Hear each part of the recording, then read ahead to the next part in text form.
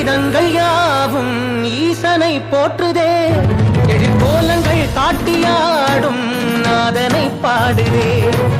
ஆரூரன் தந்த பாடல் அடியாரை போற்றுதே, அதில் காணும் நாயன்மாரின் பக்தியை பாடுதே.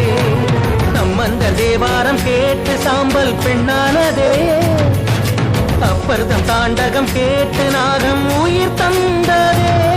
அடநாடென்ன காடென்ன குலம் என்ன பிரிவென்ன எல்லோரும் அடியார்களே.